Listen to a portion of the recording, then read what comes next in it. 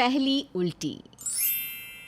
क्या बात है शीला, इतनी परेशान क्यों लग रही है?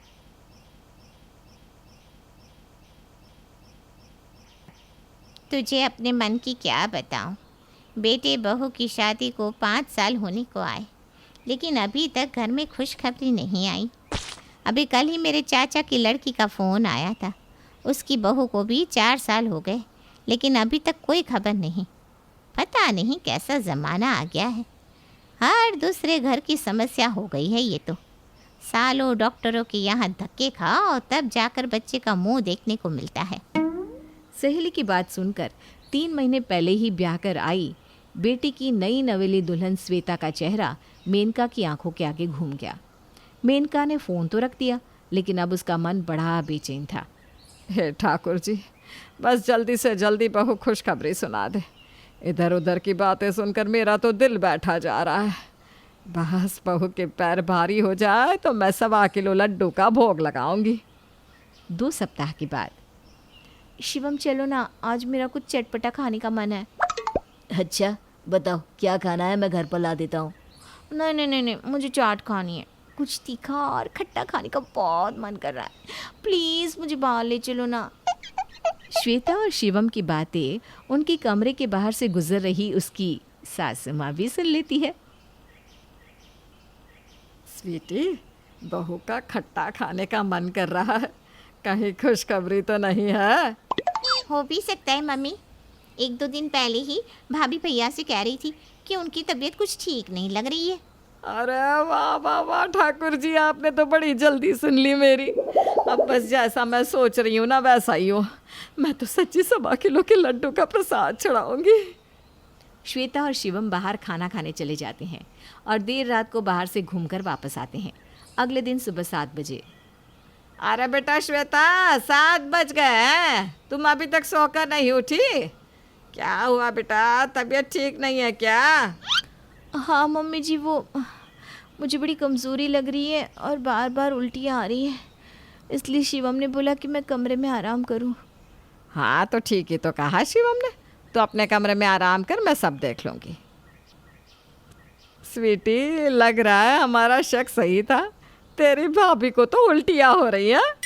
अरे मम्मी, आप और कितना कंफर्मेशन चाहिए आपको? लगता है लड्डू गोपाल ने आपकी सुन ही ली। अब तो आप 1.25 किलो लड्डू चढ़ा ही दो। सही कह रही है बेटा। ऐसा कर, नाश्ते का काम तू देख ले, मैं पहले नहाकर जल्दी से मंदिर में लड्डू चढ़ा कर आती हूँ। बेटी स्वीटी को नाश्ते की जिम्मेदारी सौंपकर मेनका नहा धोकर मंदिर में ठाकुर जी को लड्डुओं का भोग चढ़ाने के लिए चली जाती है। मंदिर में मेनका को अपनी पड़ोस में रहने वाली सहेली मिल जाती है। अरे मेनका, क्या बात है, आज मंदिर में बड़े लड्डू मिष्ठान चढ़ा रही है, कोई खास बात है क्या? अरे अब तू मेरी अपनी है, तुझसे क्या छुपाना। मेरी बहू के पैर भारी हो गए। सच्ची मैं तो इतनी खुश हूँ, क्या बताऊँ, मेरे तो पाँव ही नहीं पड़ रहे ज़मीन पर। पता है 2 हफ्ते पहले ही मैंने ठाकुर जी से अरदास करी थी, और देख लो 2 हफ्ते में ही ठाकुर जी ने मेरी सुन भी ली। अरे वाह मेनका, खूब बधाई हो तुम्हें। भगवान खूब सुंदर सा नन्ना मुन्ना बाल गोपाल दे। चल अब मैं चलती हूँ। मम्मी, ठाकुर जी का भोग लगाते हुए लड्डू हैं, मेरी बात मानो तो मोहल्ले में सब जगह बंटवा दो। अरे भाई, इतनी बड़ी खुशखबरी आई है हमारे घर में, सबका मुंह भी मीठा हो जाएगा और प्रसाद भी बट जाएगा। सही कह रही है बेटा, तो ऐसा कर, ये लड्डू ले जा और कॉलोनी में सबके यहाँ बांटा। स्वीटी लड्डू का डब्बा लेकर मोहल्ले में सबके यहाँ प्रसाद देने के लिए चली जाती है। आंटी जी, प्रसाद ले लीजिए, मम्मी ने ठाकुर जी को लड्डुओं का भोग चढ़ाया था।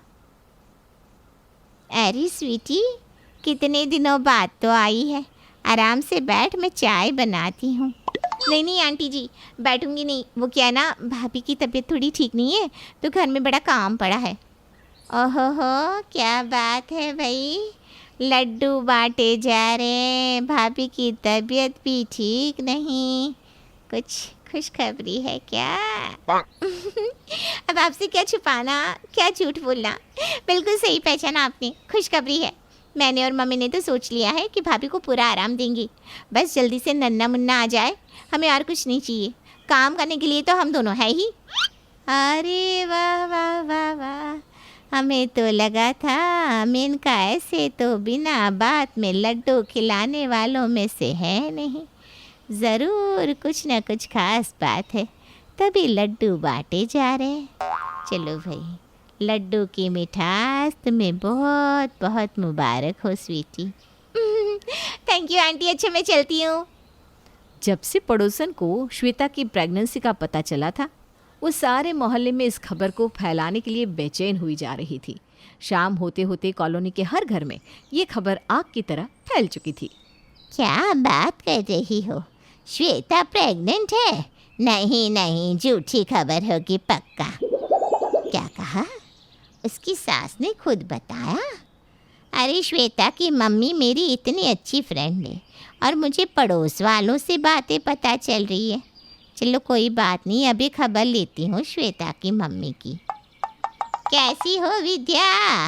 अब तो मन में खुशी के लड्डू फूट रहे होंगे। मैं कुछ समझी नहीं, क्या कहना चाह रही हैं? लड्डू क्यों फूटेंगे? अब छिपाने से कोई फ़ायदा नहीं है, ये खबर सबको पता चल चुकी है, इसलिए तू भी मुझे अपने मुंह से बता दे, उसी में समझदारी है। अरे बाबा, खबर क्या है ये तो पता चले। मुझे सच में कुछ नहीं पता, बता ना क्या बात है। तेरी बेटी श्वेता प्रेग्नेंट है, सारी कॉलोनी को पता है और तूने मुझसे ये बात छिपाई। क्या बात कर रही है? श्वेता प्रेग्नेंट है? मुझे खुद नहीं पता। श्वेता ने तो मुझे कुछ नहीं बताया। तुझे किसने कहा? अरे मैं तेरी बेटी के पड़ोस में रहती हूँ, पूरी कॉलोनी में खबर चल रही है कि तेरी बेटी प्रेग्नेंट है। और तो और उसकी सास ने तो पूरी कॉलोनी में लड्डू बांटे हैं। खबर एकदम पक्की है। ये तो तूने बहुत बड़ी खुशखबरी सुनाई। हो सकता है नई नई शादी है इसलिए श्वेता बताने में थोड़ा हिचक रही हो। चलो कोई बात नहीं, अब तू देख मैं कैसे पूरी तैयारी के साथ उसके ससुराल जाती हूँ। सहेली से खबर मिलते ही श्वेता की माँ शगुन का ढेर सारा सामान लेकर श्वेता के ससुराल पहुँच जाती है। वहाँ जाकर वो समधन के गले मिलकर उसे बधाइयाँ देती है। बहुत बहुत बधाई हो समधन जी। आपको भी बधाई हो समधन जी, आप भी तो नानी बनने वाली हैं। लेकिन श्वेता कहाँ है? दिखाई नहीं दे रही। अरे जब से हमें पता चला है ना, मैंने तो उसे कमरे से बाहर निकलने ही नहीं दिया। मैं तो कह रही हूँ 9 महीने बिल्कुल बिस्तर पर बैठ कर आराम करे, हमें काम वाम नहीं करवाना बहू से। हम तो बस इतना चाहते हैं कि हमारा पोता या पोती बिल्कुल स्वस्थ हंसता खेलता इस दुनिया में आए। हम तो धन्य हो गए बहन जी, अपनी बेटी को आपके घर में ब्याह कर। आपकी जैसी सास तो दिया जलाकर ढूंढने पर भी ना मिलती। अरे बहन जी, आप तो मुझे शर्मिंदा कर रही है। अच्छा चलो मैं आपको श्वेता से मिलवा कर लाती हूँ। मेनका विद्या को लेकर श्वेता के कमरे में जाती है। पगली, अपनी माँ को बताना भी ज़रूरी नहीं समझा ना तूने? ज़्यादा कुछ नहीं है, आप बिना बात ही परेशान होगी। आपको किसने बताया? मम्मी जी ने फ़ोन कर दिया था क्या? अच्छा, अब तू नहीं बताएगी तो तुझे क्या लगता है मुझे पता नहीं चलेगा? ऐसी खबरें छिपती नहीं है बेटा, कहीं ना कहीं से पता लग ही जाती है। इतना कहकर श्वेता की माँ कुछ पैसे निकाल कर उसके सर पर से 7 बार उतार कर उसकी सास को दे देती है। ये लीजिए समधन जी, ये रुपये अपनी कामवाली को या बाहर किसी ज़रूरतमंद को दे दीजिएगा, इससे श्वेता को नज़र नहीं लगेगी। श्वेता देख, मैं तेरे लिए गिफ्ट भी लेकर आई हूँ। थोड़ी सी तबीयत खराब होने पर गिफ्ट भी मिलते हैं क्या? ये सब हो क्या रहा है? श्वेता की माँ कुछ पैसे, मिठाइयाँ और कपड़े उसकी गोद में रख देती है और उसे आराम करने की सलाह देती है। अच्छा बेटा, अब तू आराम कर, मैं समधन जी के साथ बाहर बैठकर बातें कर रही हूँ। मम्मी मैं भी चलती हूँ ना। नहीं बहू, तुम आराम करो, हम है ना, तुम्हारी मम्मी की खातिरदारी बहुत अच्छे से करेंगे। श्वेता को कुछ भी समझ में नहीं आ रहा था, तभी दरवाजे की घंटी बज गई। अरे बधाई हो, बधाई भाभी आपको, अब तो पोता खिलाओगी। जी जी, पोता हो या पोती, बस स्वस्थ हो, इतनी प्रार्थना है ऊपर वाले से।